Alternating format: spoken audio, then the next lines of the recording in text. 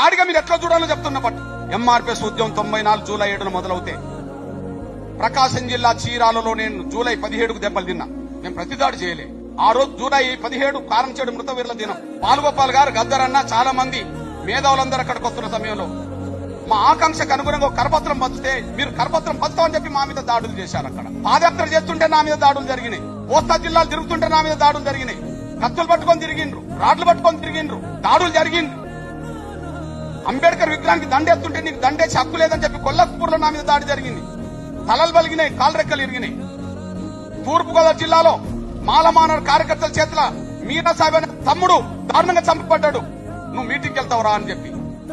పశ్చిమ గోదావరి జిల్లాలో సిర్ర నాగేశ్వర అనే ఒక పెద్ద ఆయనను దారుణంగా చంపిండు తిరుగుడుమెట్ట పెద్దవేం గ్రామం దగ్గర.